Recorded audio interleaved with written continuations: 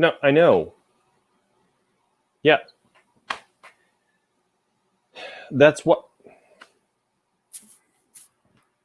No, that's what I'm trying to tell you. I asked you to get Sam Nash, the author, on the show.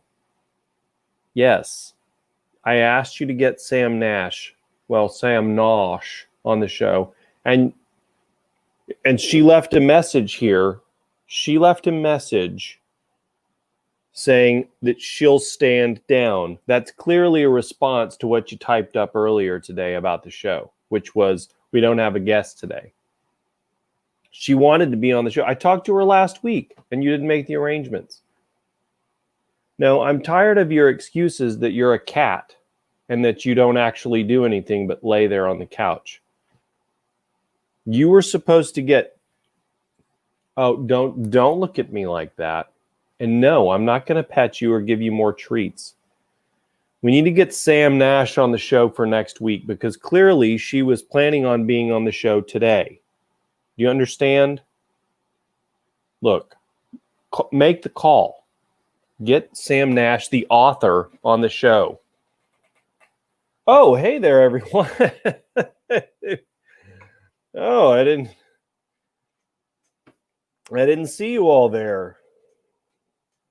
I hope you are having a good end of your week. Anyway, I was just chatting with my publicist, and Sam, I can have you on. Would you like me to send you? Let's do this. Do you want to do it? I'll have you on right now. I would love it, and everyone else would love it. Here, let's do this, Sam. I'm going to make it happen. If you're ready, if you want to do it. I never confirmed. I had a really crazy week, so I got hardly like any writing done. And it was not a super productive week, but you know what? Let's, it was a productive week in many ways, but not in the writing thing. Not to worry, though. I'm still working on the milestone protocol. I'm sending this invite to Sam. Let's see. How did I do this before, Sam Nosh? She's ready. I'm going to do it right now live. I'm sending it to Sam Nosh, author, though. Sam, is that okay? Or is that not okay? Why is it not letting me paste it? There. Boom. Done. Sent. I'll see you inside. How about that? It's too late. What do you mean it's too late? No. Look at all the people cheering for you. Eating breakfast because I have an early start. Okay. Well, that's the thing. I didn't confirm with you, and so I didn't. I'm sorry. We talked about it, but then I never got back to you about it. So that's on my publicist, the cat, and sort of on me. But Sam, if you feel like it, I did send you the invite, just in case. You're in your PJs? Oh, that's cute. I'm in my t-shirt and shorts. So people are asking for you now, Sam Nosh. Look, they're begging because they don't just want to see a monologue this week. Everybody was tired of that last week. Or not. Either way, cheers.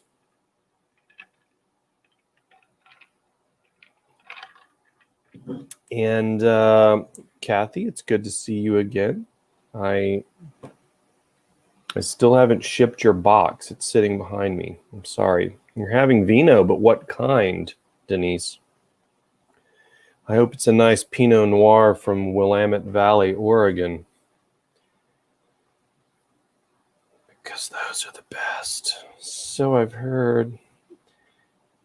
Hello, Kat, and Michelle, and Neil, and Jonathan, and Sandy. So many wonderful people. And Dr. Kelly. Everybody's on here. 13,000 strong. Oh, here, let me try again, Sam Nosh. I'll send it to your personal this time. I'm not pressuring you. If you don't feel like doing it today, that's all right. It's everyone else that's pressuring you. Do you see how I just totally like put it off on everyone else? Maybe I don't know. I sent it to Sam Nash author. So what a silly show this is starting off to. It's turning out to be. How do I can't even talk straight right now. Good evening, Annette. It's good to see you. Oh, grilling a ribeye. Okay. Yes, we've missed you, Neil, but I'm doing fine. I can't speak for everyone. Hello, California Kathy. Let's see. Still trying to work out the logistics here with Sam Nosh. I don't know. I sent it to that one that's got like that cool logo. But if you didn't get it, there's not. I don't know what else to do. Maybe I just click on your. But see, when I look for this one, I don't see it. Oh well. I know everybody loves Sam. This is the Sam Nash show. I know. Let me see if I can find her personal profile. Here, let's do a little Sam Nash stalking. No wonder I'm not friends with you. Okay. You're fine. Wow. I guess I must have offended Sam in the past with some of my commentary. There, I sent it to your personal one too, Sam. Thank you, Neil. Yeah, you know what? That paperback fiasco was a huge pain in the tuchus. What's up, Jonathan? And it was. Thank you. I appreciate the Denise. Well, I was just going to do the show by myself this week. And because I hadn't reached out to Sam since last Friday. And so I know the paperback's expensive. Oh, there she is. I'm adding. Bam. Look at how. Hello. How are you? I'm wonderful, and I'm better now that you're here. Now there's so much less pressure on me. Everybody wanted you.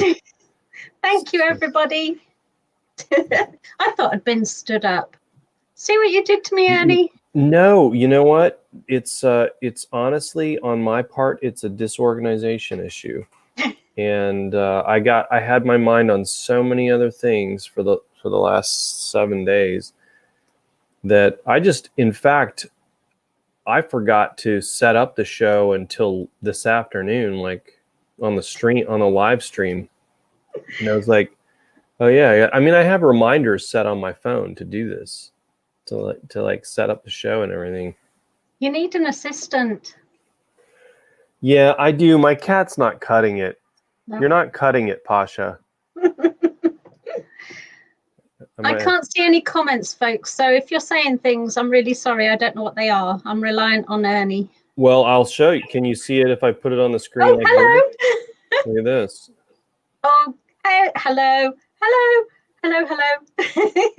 Hello, Jonathan. Everybody loves you. Oh, thank you. Hello, Denise. Are you going to send me that Mountie yet? I forgot about that. The Mountie. Oh, it's lovely to see everybody. They're all excited that you're here. Oh, that's very sweet. I'm excited too because now I can ask questions instead of just rambling, and that now I can let you ramble. Can I make them up? The answers? Yeah, of course. Of course. Like alien abduction and stuff like that. Now, you said you're in your PJs. Yeah, I put a shirt back on. I see a collar. Yeah, I ironed this one because I was out in the garden all day. I've got messy hair. I look an absolute scrag end. Sorry, folks. A scrag end? Yeah, it's the poor cut of a meat. You know, the cheap cut of a meat. No, I don't know. I've never. Scrag end is what my granny used to have in the war. Interesting. Well, now that you're here, I wish that I could go back and like change the title of this show. Maybe I can do it. Ernest Dempsey and Scrag End. No, and Sam, because yeah, no, it was funny because like I was setting up the show and I was like, yeah, I talked to Sam last week about being on the show again, and I never followed up. So I guess I'm just going to have to do this alone today. Yeah, because I'm not going to like hit you last second with it. That would be rude. You know what else is rude? Not getting back to you about it. So I'm rude either way. Oh, and so everybody's gonna. But I certainly was having my breakfast. Look, there's the rest of my toast and marmalade. No, wait a minute. You said you're having breakfast. Yes, because I've got to get up early tomorrow. So I'm having breakfast now. You're having your breakfast before bed. Mm-hmm. I've heard it all now. That's it. I've heard it all, Sam. So when are you waking up? In like 3 hours now? I feel a little guilty. No. Well, what's the time now? It's 22:11 p.m. ish, and I've got to get up at 6 tomorrow. No, that's not too bad. I mean, yeah, I'm not going to keep you that long. We'll keep it short. No, it's fine. I can cope. Don't worry. I'm usually up till about 2 in the morning, you see. So getting up early is really awkward for me. What are you doing at 2 in the... Wait, is this an appropriate question I can ask? Or what are you doing at 2 in the morning? PG, don't worry. It's it's all completely innocent, honest stuff. Is it like, what are you working on, books, or like what are you? I mean, I don't want to get too personal, but I found that my worst time of the day is mid-afternoon, and I'm utterly hopeless first thing in the morning. I can't think straight, so I usually spend the morning doing boring things like emails and organizing marketing stuff that nobody likes doing. Then my brain only starts firing at about lunchtime, so I try and get some writing done then I have a break and do boring household stuff, and then I have another bash in the evening, and if the things that I'm writing are going well, I just keep going. Okay. Oh, hello, Kathy. I hope you're all right, my darling. Look at all these people that just love you so much. No, they love you. We have to explain English quirks. Yeah, we do.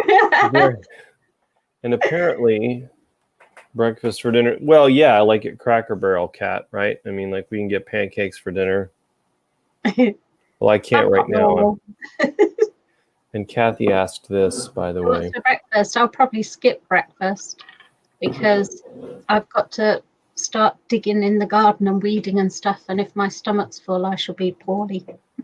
Okay. So you're waking up at 6 to work in the garden. Yes, I'm putting my house on the market. And yes, and I think we've only probably got about 2-month window before we get locked down again. So it needs to be pretty quick. Right. So I've got somebody coming tomorrow to do all the householdy stuff.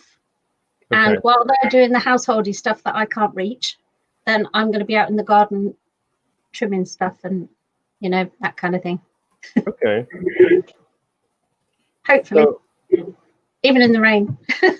Yeah, okay. That makes sense now. So, wow. Okay, so you were talking about like your schedule, like your daily process. And that is really interesting to me because I'm kind of similar. Like in the morning, I'm extremely groggy. Like when I wake up and I get out of bed extremely early, usually around 10:30 a.m. And no, I wish I could sleep until that's my kind of day. I really wish I could, but I just can't. Like I'm always up a decent hour, like I don't know, 6:30, 6 o'clock. When I worked on the school system, I had to wake up at 5:30. So yeah, that's not nice. So 6:30's not too bad, but I do. So like one thing that I found, maybe I told you this before, was that very early in the morning, I can't think straight either, but after I feed my publicist and the other cat, I sit down and I'll start writing, and I can actually, when I'm just drinking coffee and I'm like doing the intermittent fasting thing, so like around 7:15 I'm pretty hungry. For some reason that energizes me, and I do pretty well. And then like after 8:30, 9 o'clock, I'm kind of like in that groove that you talked about where I have to switch to stuff I don't really like doing, which is, like looking at numbers or, doing some other stuff. And then I come back around to it. But when I can't come back around to it till later, because like after lunch, I'm useless. Like right after 12:30, 1 o'clock, I'm completely useless. So I try to get all my writing done before like 11:30, the bulk of it. And then I come back around to it later in the night after I put Arden to sleep. Like if Megan puts her to bed, like I'll come in here and try to like hammer down again. And my brain's functioning really well at like 9 o'clock at night. But exactly. then yeah, but there's these little windows of like 1 or 2 hours at a time that I'm most efficient. So it sounds kind of like you have the same thing. It does, doesn't it? I think we're quite similar in many respects. Yes. I hated getting up for school as well. Ugh. I was there 20 years of it. Ugh, hated it. Yes. When I remember when I started first grade, I remember the shirt I was wearing. I remember all of that stuff. And I remember thinking, I don't like waking up early like this. And then I did it for all those years that I was in school. And then what did I do? I got a job in a school. Yep. Where I did the same. Yeah. So, I hated school. I hated every single minute of it. I have no happy memories of school. And I ended up working in one for 20 years. Punishment. Yes. I mean, the kids were lovely. The staff were lovely. It's not a job I loved. Right. The kids I really loved. About half the staff I really thought were cool. And then some of the parents, some of the parents are cool and some of them are really overbearing. But really the job itself was the problem. Like, and people would say, you had summers off and all the holidays off. And like, well, kind of. Us counselors, we had extra, we were on longer contracts, and those weeks go by really quick in the summertime. And I probably worked through 5 of the 6 weeks we had off every single summer. There you go. You're an overachiever. Every holiday. I wasn't an overachiever at all. That was just to stay on track. Oh, it was my horrendous. Goodness. The bureaucracy. People don't see what the job really entails. Mm-hmm. Teaching is probably 10% of the job. Mm-hmm. And the rest of it is pointless paperwork. Thank you. Yep. Really is. The last meeting I had with a principal was with a principal that she was a science teacher that I'd worked with for a long time. And the AP, the assistant principal, was a guy that I came into the system with, and we're still good friends. But they sat me down and said, we're some people are concerned that you're writing your books during school hours. And I was like, well, I'm not. If I was, I'd have a lot more books out. And they're like, exactly. Well, why do you use your computer? And I said, because the one you guys gave me is crap. Like it's like a 5-year-old laptop, and in computer years, that's like 1,000. And they're like, well, we're going to need you to start using it. We'll get you a new computer. We need you to start using the school computer and not your own. I said, fine, that's no problem. And they said, and we want you to start documenting how you spend, your hours each day. And I was like, all right, I see what's going on here. And I was like, I have enough paperwork as it is. And you guys have pulled me away from seeing kids and helping kids enough. I was like, that's it. I'm done.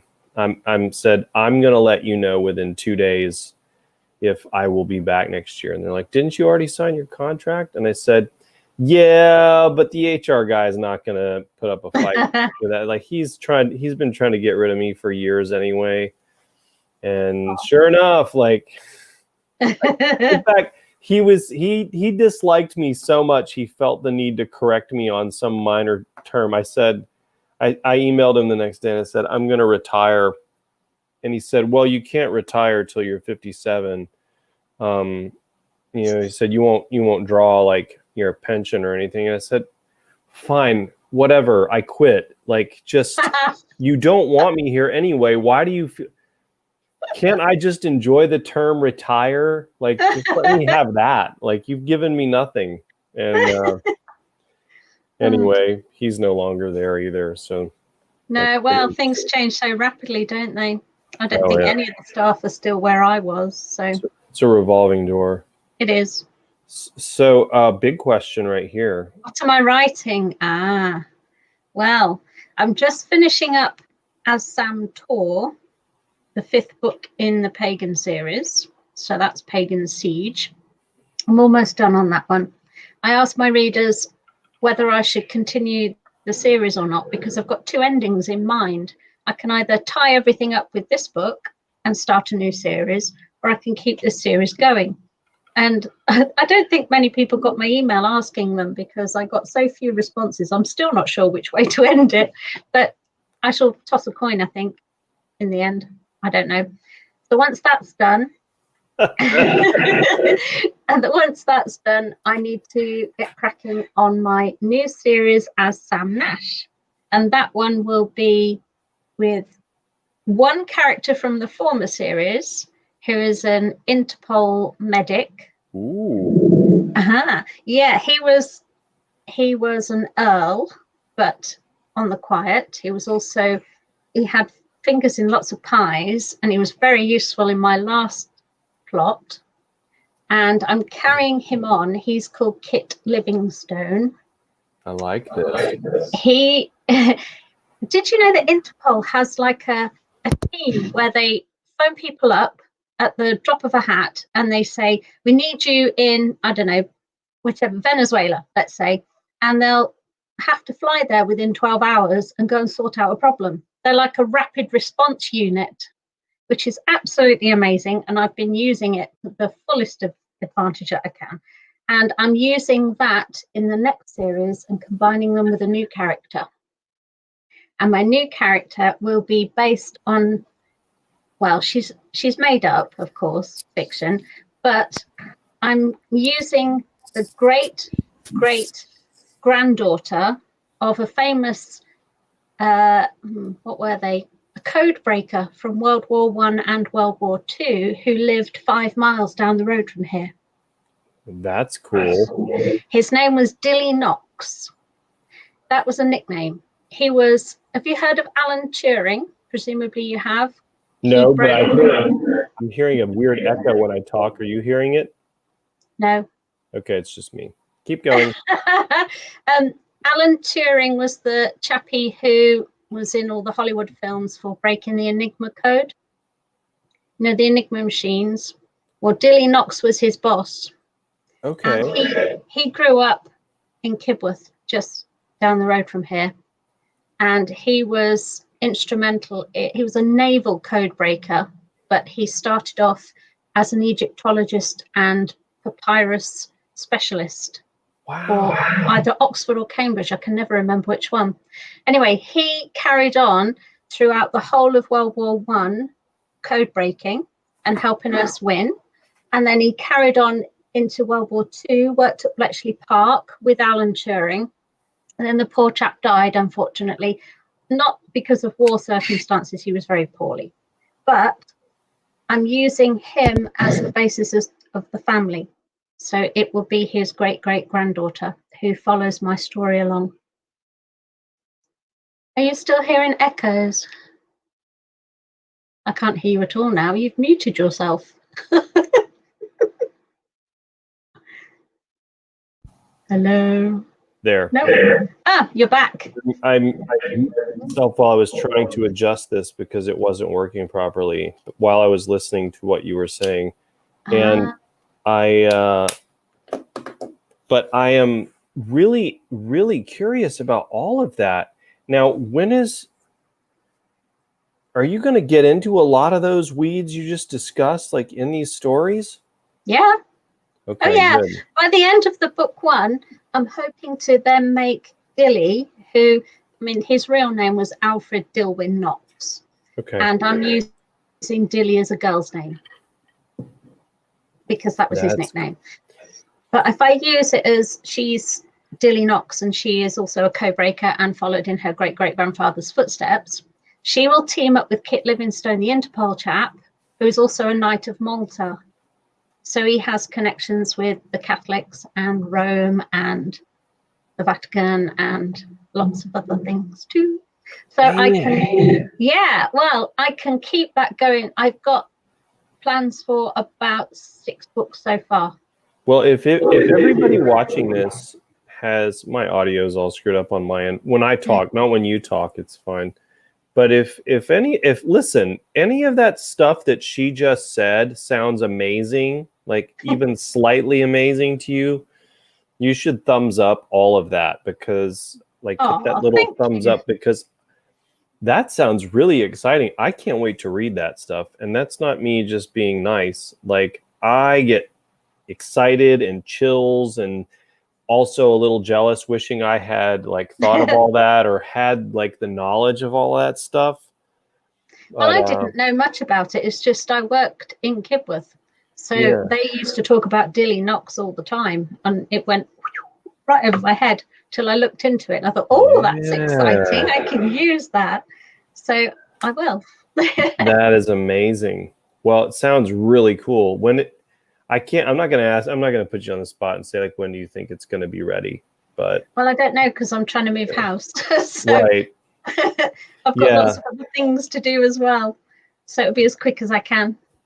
I've got to field this question to like not because I saw it. Cheese grits are like corn, it's grits, but you put cheese in it. So it's like grits. Oh man. Oh my goodness. It's a Southern delicacy. You can't get them very many places above the Mason-Dixon line. So once you're above like Maryland, it's hard to find them, but it's sort of like a creamy sort of, I don't know. It's hard to describe, but they're like milled. It's like milled corn basically. And it's vegetarian. It is vegetarian, and so grits is not like innards of a no, creature. It's not some nasty thing. No. And so, and now up north, when people do eat them, sometimes they put sugar in them, and that is not acceptable to us Southerners. We will put cheese in them, though. Cheese grits are fantastic. So, yes, Kat. Cheesy corn. Yeah, I mean, it's like a corn. I don't have any here in my office right now, but I haven't made grits in a while, but I think I have some down in the kitchen somewhere. But yeah, grit. And then down in where Kat's from, down in like, Bayou country and low country, South Carolina, Louisiana, where she is, probably a little bit of the panhandle of Florida too. They'll put shrimp in them. Which I don't eat shellfish, but they do, like, they'll do shrimp. So what do they look like? Are they kind of like little patty things, or what do they look like? It's a strange little, I don't know. It's like a consistency like oatmeal, but it's not oats, and it's more of like a yellowish white color. And that's a great, for somebody who doesn't know, it's a great question. I'll take a picture of grits and send it to you. Cheesy sweet corn sludge. It's kind of like what it is. But it's good. I mean, if you do it right. Okay. Oh, someone said, sorry, I'm having so much trouble. Oh, no, they're talking to Kathy. Yeah. Kathy said, I thought it was talking to me. I was because of my mic issues. Like, I'm fine. It was Kathy. Yeah, so I have some country ham with biscuits and molasses and butter mixed together for dipping. Good country. Well, biscuits is scones, isn't it? No, they're biscuits. They're like, I'm just going to take pictures of a Southern breakfast for you and send it to you. Thank you. And yeah, and so we'll biscuits get it. Get dunked in tea. No, I know your biscuits are different. And to be fair, you invented them. So like we just Me personally, stole that one. I invented Well, them all. the English. So yeah, let's see. Oh, Michelle says she does scratch gravy biscuits, cheesy scrambled eggs, and either bacon or sausage. Okay. All right. Okay. I make Is that gravy breakfast? scratch too. By the way, none of this is healthy. It's all Really unhealthy. your body.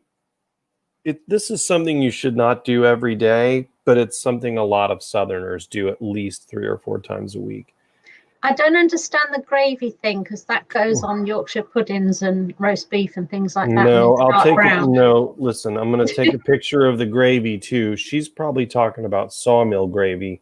Since I don't eat pork products, I make a cream gravy that is really, really good. And I'll just take pictures of all of it for you. But I'm on a special diet this month, so like I'm not doing any of that stuff. There's like no dairy, no animal products at all. Like I'm beyond plant-based this month. Are you punishing yourself? It feels like it right about now. In fact, this tea it doesn't have any sweet tea in it. And I have had almost no sugar in the last 3 days, which I don't get a lot of sweets anyway. But no, I'm trying to I'm doing an experiment on myself to see if I can get, certain markers down a little bit. Like I'm okay. But when I got my last cholesterol report, I was like, that's not cool. And they're like, no, I mean, we're not really worried about it. And I'm like, yeah, but that you said this is like no risk. And this is like just, slight risk. And I was like, I don't want to be in any risk. Porridge. So, oats. Yeah. That's what you need. Well, porridge and oats. I'm doing lots of plants and fruit. I'm eating a huge bowl of fruit and oats, like just raw oats every morning. And I did cheat for lunch this afternoon because my wife and daughter wanted to go to Carrabba's, so I had pasta. But I'm not doing anything like pastas or breads either. Like I had that for lunch, but I'm doing So I got to get all these things. It's an experiment on myself, and I want to see how I feel in like 4 weeks. But at 3 days in, I feel pretty miserable. So I feel very unsatisfied and confused. Maybe I could blame the diet for not getting in touch with you. Yes, do that. To give you anyway. So we've got more questions. Let's see. Okay. I love Kathy. I can't see the question. I know. I'm gonna share it in a second. But okay. But all these people have posted all these food comments. Toast peach yogurt. Yes. Actually, that sounds nice. Crumpets and butter. Now you're talking. Yum. And Pat said she's getting hungry. Michelle said it's almost dinner time. Excellent. And they have no idea what we're talking about. No. Let's all have breakfast. Well, I was trying. There's the rest of my toast and marmalade. But then Kathy said this. She said breakfast sounds better. So good. Wow. Kat said she'd rather have good food. You're at that point in life when you're like, no, like a really good meal sounds better. Yeah. And when you're in your 20s, you're like, no, I'm never gonna be there. That's not gonna be me. And then you're like, oh. Yes, those cheese grits and that gravy and biscuits and the crumpets thing and yeah, okay. She showed us what she's having for breakfast currently, like her current breakfast. What was it again? Something in marmalade? Oat and barley bread. Okay. Sliced. It's oat and barley bread sliced, toasted with proper butter and marmalade. Marmalade. Now, some people, look, Neil called it. Hi, Allison. Hello. Some people, I only flashed it up there for a second. And look, Allison's holding a drink in this picture. She's ready for this show. Now, some people say marmalade, but I've heard marmalade from others. What's the difference? Yeah. Don't know. Just say it's wrong. Just say it's wrong. It's wrong. Marmalade. Excellent.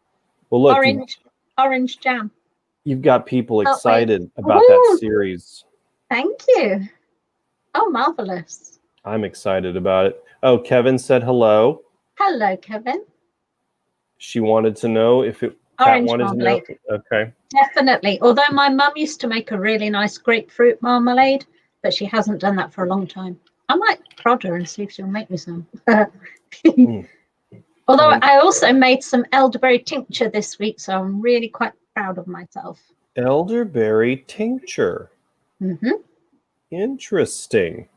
Okay. Well, my asthma's been playing up quite a bit, and I read that elderberry was really good for anti-inflammatory, antiviral, anti-everything. It's an ancient remedy. It's been used for millennia.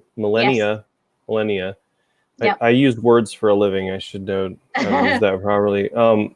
But yeah, it's a powerful antiviral. I have a whole bottle of it downstairs. So it's tasty too, especially because I put it with some cherry brandy. Yeah. Kathy said to keep the series going, please. Oh, okay.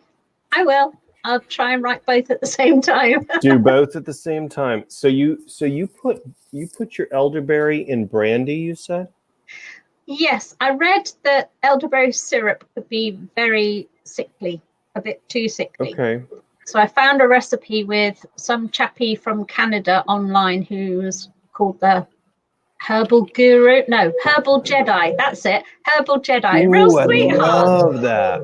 He's so sweet. If you watch him on YouTube, I'm going to find this person. He will have you in stitches. His dad's even more manic and bizarre. He's lovely. I love them both. I should get him on the show. Oh, you should. You really should. The Herbal Jedi. He's not a writer, but I don't think I have to limit myself to that. No, but he's highly qualified in things like biochemistry of herbs and things like that. So he knows what he's talking about. And I took his recipe, which was 2 parts elderberry juice after you'd simmered it in spring water. And then you put it with 1 part honey and 1 part alcohol. And I chose cherry brandy because you do, don't you? And the brandy preserves it, and so does the honey, so it doesn't start fermenting into mead. Okay. All right. And it tastes lovely. I bet it does. But you only have like a teaspoon at a time.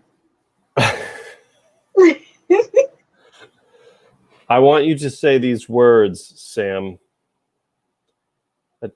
A spoonful of elderberry helps the medicine go down. A spoonful of elderberry helps the medicine go down. I've got a Mary Poppins umbrella. I wanted to say, now go get an umbrella and hold it over your shoulder and say it. I have a carpet bag, and I have an umbrella with a little parrot on the end. Somebody actually bought me one. People are going to think I'm drunk, and I'm not at all. I'm just drinking this tea, but you've got me in stitches. I'm giggling, and all the comments are so great from these 20,000 people that are watching. I can't see the comments. I'm really sorry if I'm. Well, let me flash more your way. Look at it. Thank you, Jonathan. Bless you. And Allison always misses coffee at the Dempseys as you live in the UK. Well, you know what? It's just because it's at like 1 o'clock in the afternoon doesn't mean you can't have a cup of Joe with us. So, William had a question for you. My good friend William. Does she drink gin and tonic? No, apart from the fact that I've put brandy in the elderberry juice, then no, I haven't had a drink since 1999. Okay. Well, Benedict Cumberbatch is one of my favorite actors, Heather. Just so you know, He's great. I have a huge, not a guy crush on him, but I would really like to hang out with him and just chat. Like I have a list of people that I would like to like, like high-end celebrities that are inaccessible to us mortals. Like Me too. There's a list. Yeah. And the list is people I would like to hang out around a campfire with. Michael Palin, right at the top for me. Okay. I love him. I love right. him more than anything I can think of. I have a pretty like shallow group. It's like Cumberbatch. I always want to say Cumberpatch. Cumberbatch is one of them.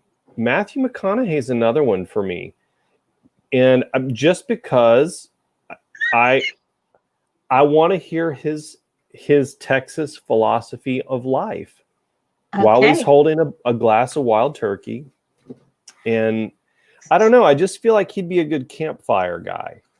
And then I would want to hang out with Brad Pitt, but I would really prefer if Clooney was there with him, like George Clooney and Brad Pitt together, so that I could enjoy their banter at the same, because I feel like they're more fun as a package than they are alone, although they're probably both pretty cool on their own.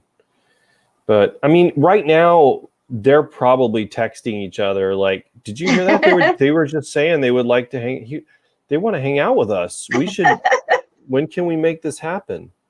Because they're secretly watching the show. Not at all. Of course they are. They love you.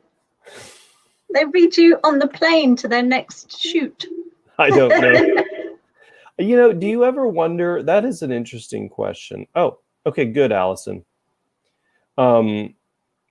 So I'm looking at some weird comments here, and some of them are like, they're like, there's typos, so I can't read them. Do you ever wonder that though? And that sounds vain, but do you ever wonder that, like, if like someone on a plane right now, like a Tom Cruise or like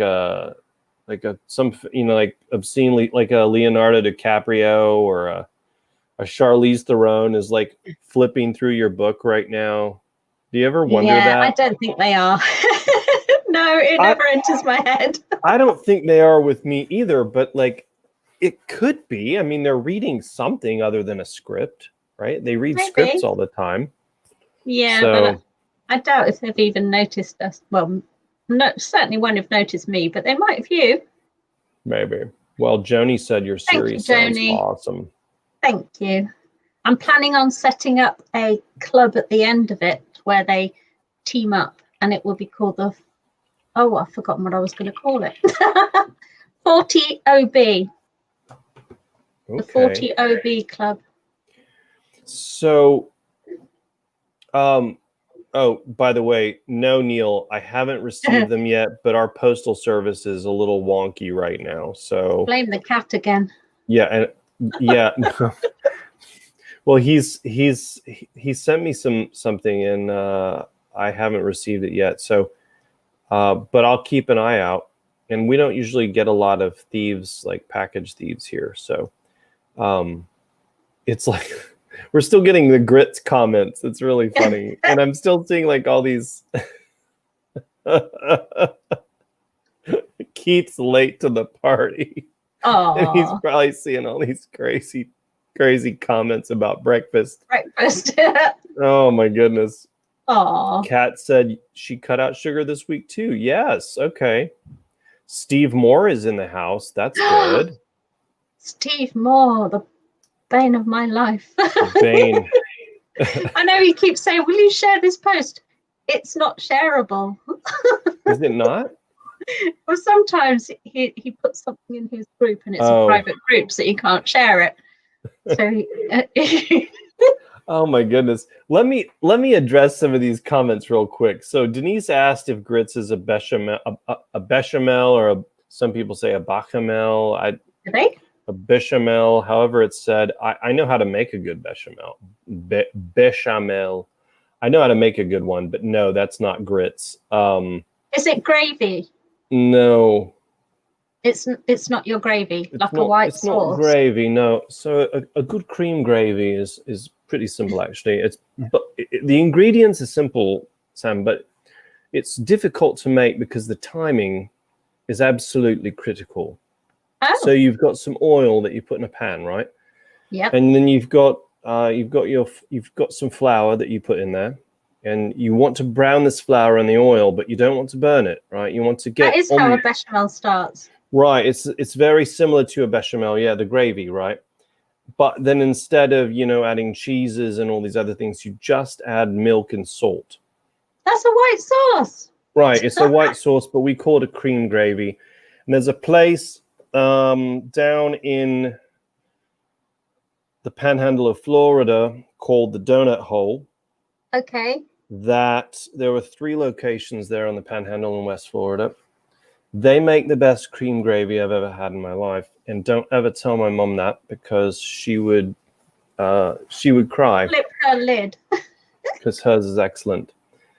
So, good. Sorry, go ahead. Good on, Valerie. If you make a white sauce, which starts off a bechamel, then you put parsley in it, and obviously you've got a parsley sauce. You put cheese in it, you've got a cheese sauce. It's all based on the same thing. You call it gravy. All right. Bet you've never had a clanger before. I've never had a clanger. A Northamptonshire clanger. If you go to Bedfordshire, they claim it's theirs. It's not. They're liars.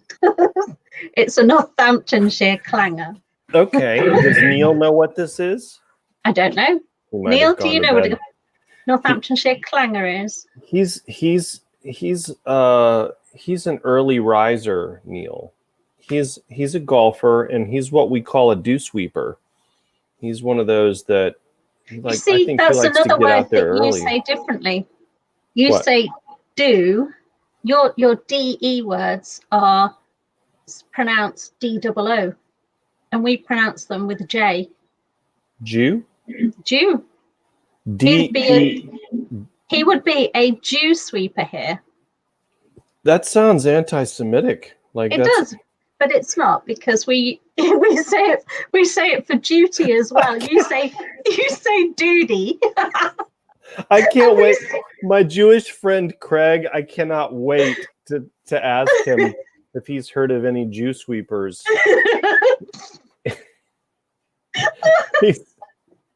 he's good. But he lives like 3 hours south of me, so I'm gonna have to wait till I'm actually on the phone with him or in person, because it won't translate via text. No, it won't. But same with duty. We say I have a duty to care, or I'm on duty, bus duty, whatever duty it is. You say duty, and it cracks us up. All right. I could understand the hilarity of that. Sorry, I'll shut up now. That is funny. I love the irony that I went from. Oh, Denise is trying to correct on the marmalade. Okay, she said it's French. Oh. Well, she would know because she's from French Canada. So that makes sense then. Look, we're just all talking about marmalades here. Look at this. A lime, a cranberry. Deanne said elderberry is amazing. Is it an elderberry marmalade? I don't know whether you could do that. Would it work? Victoria agrees that elderberry is very good. And Deanne loves the brandy. Okay. Yeah. I will remember that whenever I come through your town and we're having drinks with Dempsey with the, like when I come visit the fans, all 19,000 of you that are on this live show. Oh, look, Neil, yes, I did like the pictures of the bag, Neil. I definitely did. And Denise wants to know what's wrong with mead.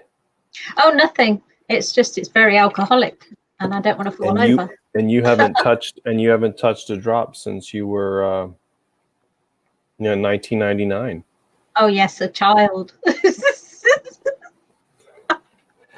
Look, Now we're getting names thrown in. People want to hang out with Bradley Cooper. Oh, he has stunning eyes. And look at, yeah, he's got those eyes, and I don't like. I have the eyes, but everything around it is not like his. That's the problem. He's got that whole. Yeah. Look at this one though. Yeah, I agree, Denise. I love that quote. Yeah. That's really funny. Yeah, I wouldn't kick him out either. Oh my goodness. Okay, the U.S. band. Oh, okay. So he's okay. So Neil's all right. He's all right. He's good to go. He's ready to play golf in the morning, but he's still on. I was just checking to see if he was still here. All right, so let's look through some more of these comments. People saying hello to Steve Moore. I still haven't even seen Steve on here. Where is he? I don't know. I haven't seen his comments. Hiding. Surely I didn't skip past them. That would be impossible. Ryan, cheers to you. Yes. And you said, Ernie, you sound just like, what is that supposed to mean? Sound just like the weird accent. I think he's getting better. I think you're improving. Improving? You said it was perfect last time. It was. Yes, but you kind of got the north-south divide. Oh yeah, no, I can't keep that straight. Like the nosh and the nash and the I can't. Yeah. I can't keep that straight. Castle, path and path. From Northampton. Look at this. Allison's from Northampton. Or wow. How did you say it? Northampton. Northampton. It's like the H is silent. Yes. Or it's like it's part of the North, but not the Ampton. Yes. Northampton. Yeah. Northamptonshire. It was once the capital of Britain before York. Okay. They started writing the Doomsday Book there. There was a castle and everything, but it's just a wall now. It's just a wall. That's all that's left. Have you ever seen, by the way, yes, Canada, that's what I call it. That's what I call it that to all my Canadian friends, and I have many of them because I used to play hockey, but none of them play goaltender. So they were all like, "Yeah, you're that guy that plays goaltender, right?" I'm like, I mean, I've done it. You're on the team, okay? So I used to joke with all my Canadian buddies that they're from Canada, and then my best friend married a Canadian girl from Newfoundland, and well, at least most of her family's from up there, and so I joke about that with her. I joke with all my author friends from Canada that they're from Canada, and so, but it's nothing against Canada. I love that country, that fictional country that I'm calling Canada. But Canada is awesome. I think it's a cool place with very friendly people. So it's nothing rude, Denise. It's just playful. Slow gin. I make that for Christmas presents. Can I ask a question? Yeah. I had two questions. One about that castle. Are there lots of abandoned castles? Number one. And two, can you buy them? Three, sloe gin. Why is it spelled SLOE? Because they are sloe berries. Sloe berries are from the blackthorn bush. Oh. And the blackthorn has been around since Bronze Age times in this country, and each part of it is useful in a medicinal property. So, yeah. And if over the centuries, it kind of crossbred with a plum, so you get a kind of, what's it called? A bullace. A bullace is between a plum, that's that size, and a sloe, that size. And a bullace is just a giant version of a sloe. And if you bite into them, they make you go, because they're really, really dry and sour and not very pleasant. But if you wash them, prick them all over with a bodkin, which is a fat needle, Okay. And then put them in gin and a whole load of sugar, and you keep turning it once a week from now until Christmas, and all the sugar turns to extra alcohol, and it gets all sweet, and it's dark red, and it's so syrupy, and it blows your head off with alcoholism. The amount of people my parents have had absolutely off their faces on sloe gin, I couldn't count them. Off their faces. Drunk. That is a great line. I need to make a note of that. Off their faces. My friends were off their faces drunk. What do you mean, Ernie? Just off their faces. Well, I just said they were off their faces, you know? Yep. They had to were ring up the next day to find out what happened, that kind of off their face. I love that. I love that terminology. How have I never heard that one before? I've been with plenty of drunk people. That's one I got to remember. You guys are off your faces. Remember that time that Brad was off his face drunk? I've got to remember that. So, Carrie said she did have a small daiquiri. That's good, Dr. Kelly. Yeah. Sounds delicious. She said she has a date with a 2-year-old. Aww. And plastic counting bears. Aww. That's cute. Enjoy. I remember those plastic bears. We had a bunch of those. I stepped on them a few times. It's like Legos. It's super painful. Allison's just very active tonight. Actually, Naseby is really close to here. Really close. Actually, you'd know that. You came from here.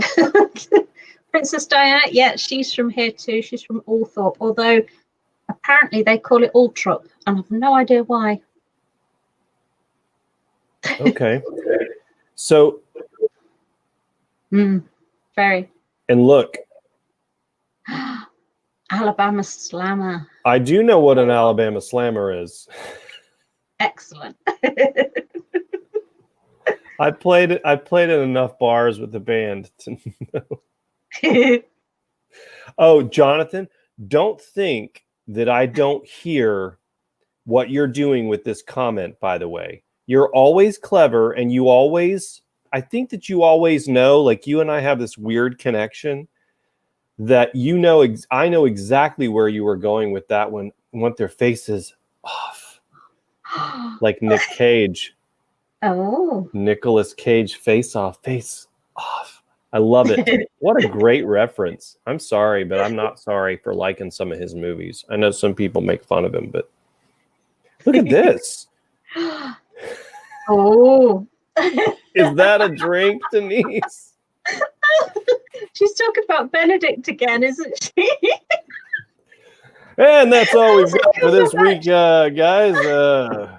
Thank you for joining us for the rated R version of Drinks with Dempsey.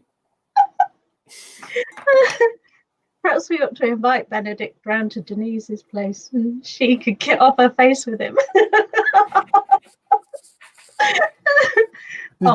Did you ever I can't remember if it's a new one that I just saw or if it's an old one. Have you ever watched Between Two Ferns with Zach Galifianakis? Oh my goodness, you need to watch. I'll send you some links. That show's hilarious. That show is so good. But the one with Cumberbatch, I just saw it like earlier this week. And once you watch one or two of them, you'll just watch them all. And like it's funny because it's set up like it's a very real, like it's a real interview, but it's not at all a real interview. But they are really funny. It's a funny show. Have you ever seen Graham Norton? Mm-mm. Oh, he's another one who gets the really big superstars on his couch. And instead of talking normal stuff, he talks like us, like absolute nonsense. And they just go with it. It's really funny. Slow gin sub. Oh, yeah. Very good. See, we made it inappropriate. I'll take responsibility for that. Okay. That was my fault. Thank you. You're a gentleman. Love Graham Norton. Yeah, he's funny. Very funny. Look, so everybody loves Graham Norton now. I'm gonna have to like look this You guy really up. need to look him up. He's so funny. And he gets people doing stupid things on telly as well. Yeah. All right, I'll have to check it out. Well, Neil's Good night, away Neil. to the land of Nod. Everybody's saying good night. Up the stairs to Bedfordshire. Yep. I am absolutely with you on that, Jonathan, by the way.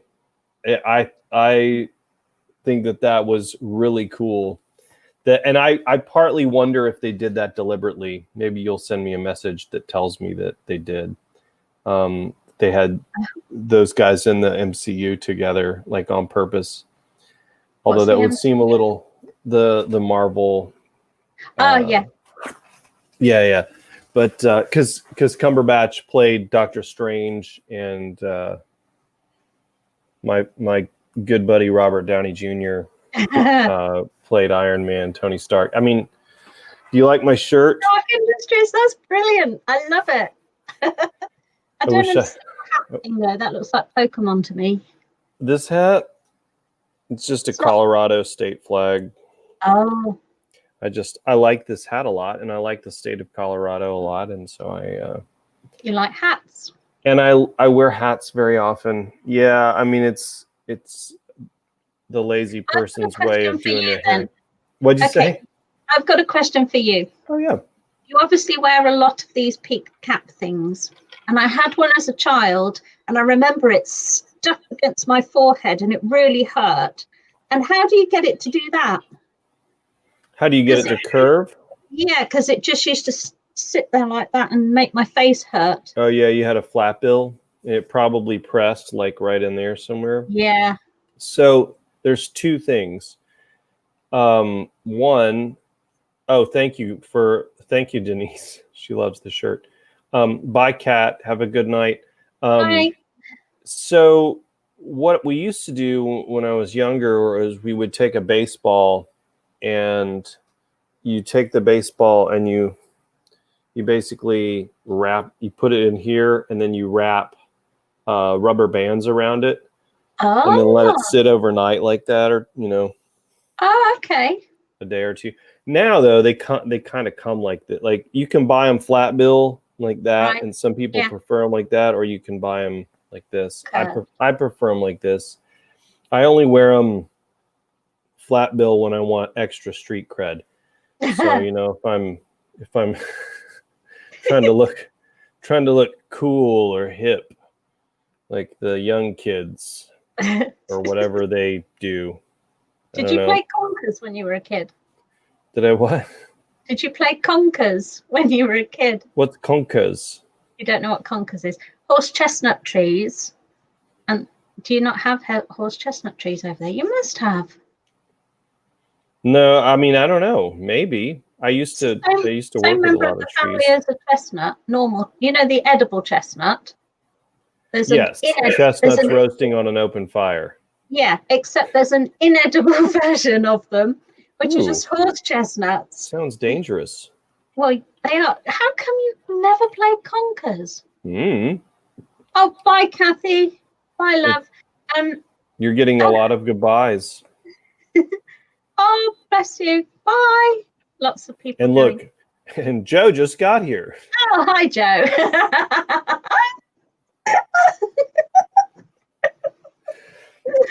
Oh, never mind. So conkers, no. Yeah. I've got pictures to send you, apparently.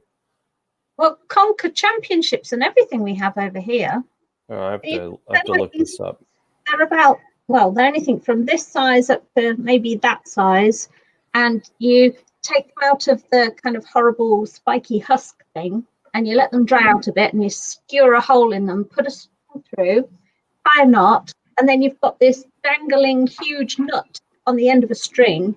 And when you were a kid, you used to whack them against each other until they split. Ow! Yeah, if you miss, you get them on the knuckles, which hurts. But we have national conker championships here. See, so here's what America is, okay? Less violent than it has just struck me. America is, because we were born from the UK. We were born from Great Britain. But all of those things, we went through a list because like originally we still had the accent and all that, but we went through a list. They're like, no, that's weird. We're not doing that anymore. No, that hurts. We're not doing that one anymore. The Concord thing, guys. We got to do the Concord. No. First, we're not doing that anymore. There's no chestnuts around. There's a chestnut tree right there. Shut up, Jim. Horse chestnut. We're not doing that. It was weird and it hurts. What else are we not doing? Slapsies. Did you do slapsies? We're not drinking tea anymore. Let's throw all the tea in the harbor. Are you sure? Because we all like tea, right? I mean, and there's the health benefit. Shut up and throw the tea in the water. Okay, fine. But what are we going to drink? Coffee. Okay.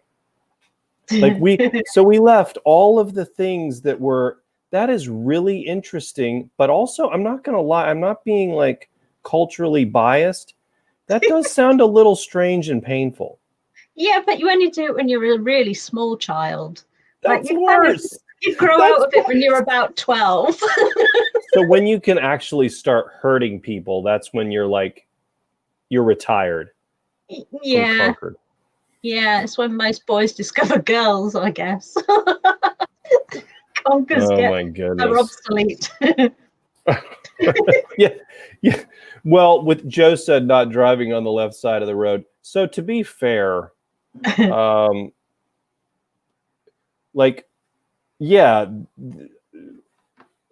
invented that, right? Like who invented which side to drive on? We didn't invent the car. What did we invent with the car? Henry Ford invented like the assembly line, but was it the Germans that invented the car? So we should be driving on whatever side they drive on. Everybody should just do what they did because they invented it. Whoever put the chassis around an internal combustion engine. Yeah, so we should do Germans. Denise said Germans. Good, I was correct. Pat on the back. And so we should do what they do. So, and I've been to Germany. They drive on the right side. So my question is for you rebellious Brits, why, when you were established, your empire was already established. When you had horse and buggies, did you drive on the left side? Yeah, well, it depends, because if you're on a canal or a river and you're in a barge, you do the opposite to the road. Whoa, that's confusing. So it really does depend which method of transport you're in. Look at this deep dive. Oh, it could be. That's a deep cut. But we also have a steering wheel on the opposite side to you. So it's kind of swings and roundabouts, really. Which are made specifically for you guys. Yeah. So, well, look, but you've got that. Australia and India, I think. India and Australia and you guys. But so you guys have that, and we refuse to use the metric system. So everybody's got their thing. Yeah, but we use metric and imperial here. It's a real mashup. Well, we do sort of we'll all of our medicine, all of the medical stuff is in metric. Give me 30 cc's of, but that's like if somebody says to me, "Oh, it's 10 kilometers away." I go, "Huh? How many miles is that?" Right. And we still say height and weight. We still do in imperial. And go on. Sorry. No. Keep going. Nothing important. It's just a mixture. I mean, we still buy pints of milk, but they label it with how much that translates as liters as well. Yeah.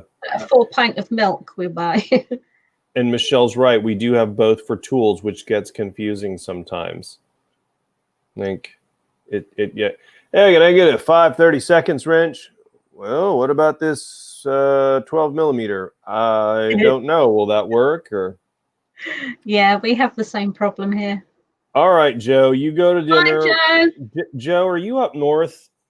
Because you're calling it supper. And my dad and I go round and round about that. He says that up north they call it dinner, and down south they call it supper. And I said, no, everybody in the Northeast I talked to called it supper. So in the north here, they'll call that tea. All right, tea. Well, I'm drinking tea right now, and this This kind of tea is edible tea, food. It's a Man. main meal. If you're up north in England, as in north of where I am right now, Yeah. and you go home for tea, that means you're going home for your dinner or supper. That you guys are just a cornucopia of interesting Madness. cultural stuff. Canada says supper, Denise says. Oh, and okay, so Michelle's from Alabama. She says breakfast, dinner, supper. That's what my dad says. Okay. All right. So maybe it is a Southern thing. I don't know. All right. Well, listen, I'm going to go to eat my dinner, supper, whatever, my last meal of the day. So I'm going to go cook that, and it's going to be unsatisfying because I'm on this weirdo diet. No, it's actually good. I made I get the violins out for you. No, I made a spectacular lentil curry. That is really good, and that is one of the few things that I've tried so far on this diet that's actually very satisfying. So, good. But I'm not gonna lie, I would like some rice with it. At least I could put potatoes in it. So hunk of bread. Thanks so much, Sam. Thank you. Yeah, thank you. Some nice sticky toffee pudding afterwards. Okay, here we go. Cheesecake, lemon cheesecake. Oh, brownie. Oh, brownies. Yeah. Yummy. Yeah, I don't have a huge sweet tooth, but I've always loved good brownies. Yeah. Good times. Thanks. You're welcome. All right. Well, guys. Thank you for inviting me, though. I am yes. And thank you for getting out of your pajamas and back into your shirt, and for forgiving me if you have forgiven me for slacking this week. I got to figure out. I need someone to reach out to someone. Look, if you're on the show right now and you know somebody that's an author or just an interesting person that would like to be on the show with currently 15,000 people,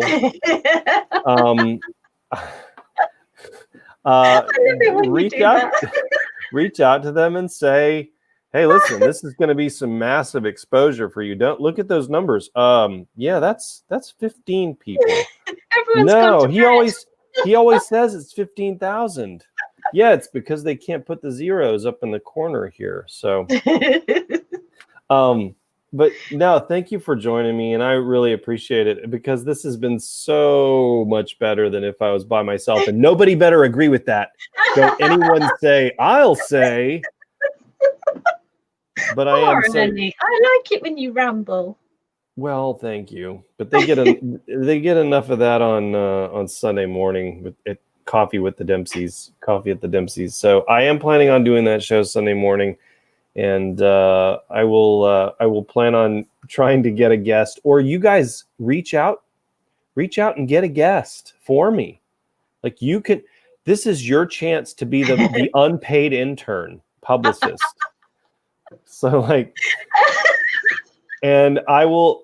If you get me a guest, here's a deal. Ooh, here's a fun deal.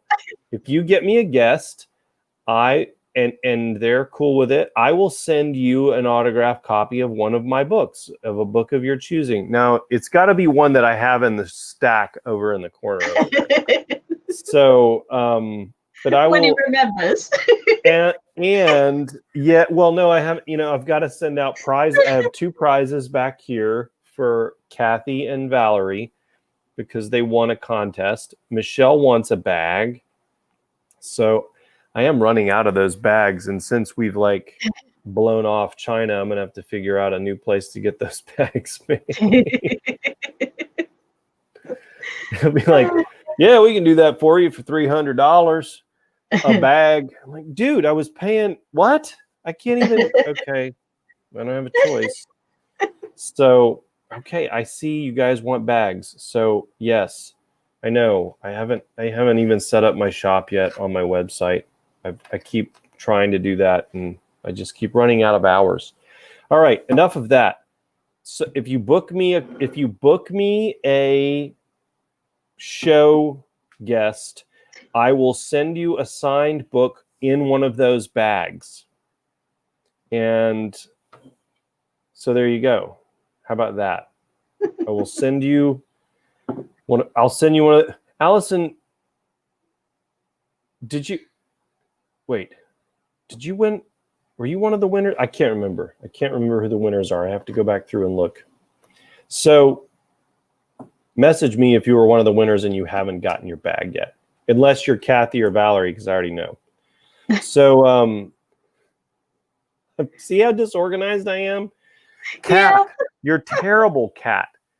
Well, you know how it is. You write all these stories and you're always trying to work on stories because everybody wants the stories. And so these other things are lower on the priority scale. And so it's hard to make time for that stuff when you're working on all the other stuff. But I'll get to it. I promise. I'll get to it. But if you book me a guest, I will send you a bag and an autographed copy of a book of your choosing, as long as I have that book here, which is most of them. I have most of them. Oh, that's good. So anyway, Sam, thank you so much for joining me. Thank you for having me. And everybody. And Denise, Enjoy your Fritz. did I forget? Yes, I guess. I'm not going to lie to you. Maybe I did. Did you send me your address? Maybe that's it. I don't have your address. So did you check your email? No, I do check my email. Yes, every day. Send me your address again, and I'll get you your bag. And whichever book that you wanted. And if you still want to book me a guest, you can do that too. But you're going to get a bag anyway. So that's right. You were one of the winners. Send me your address again. See, this is the problem. Oh, okay. Look what she did. She said, "Did you forget about me winning a bag?" And then she said, "Just kidding." Excellent. See, Denise. But you see, I was honest. I was like, you know what? I did forget. I have a list, I have a working list, and I thought that I sent them to everyone that won them in the last 2 contests, and I still have 2 to send out, but okay. See, I'm gullible. Just enjoy trusting Ernie here. So, yeah, book me. I'm not going to say that again. Book me a guest, and I'll get you a bag and a book. So, Sam, thanks for joining me. Thank you for having me. And she said, "Almost got a bag." You still can. And let us know when your next projects are coming out, because I'd love to have you on again to because I know that everybody in this group loves your stuff and loves you. She did get me, Valerie. Thank you. And I actually have your bag. I haven't forgotten yours. Yes. So let me know when your next project is done, because I'd love to have you on the show to help you celebrate the release of it, if that sounds like fun. And I know that everybody here would love to see you and can't wait for your next story. And I'm really looking forward to the one you were talking about with all that cool Interpol stuff. And I've just worked in an Interpol agent as a new character in my series, which is her name's Tabitha Strong, and she is she's a little British, so. Oh, is she? Cool. Yeah. You'll have to get your path and your paths right. I won't have to. John Perhala and my female narrator they'll have to work that out. So, all right, guys, y'all have a good weekend. I know that my wife is probably like, "Why did you take so long today? I thought you were just going to do a short one by yourself." Be like, "No, I had Sam on the show, honey." So she'll be sick of me. No, it's so good to see you and catch up with you, and I can't wait to have you on again. You're always such a lovely guest. Guys, thank y'all for joining, and I'll see y'all Sunday morning. And y'all have a safe weekend. Sam, I will stay on here for 1 second, okay? Okay.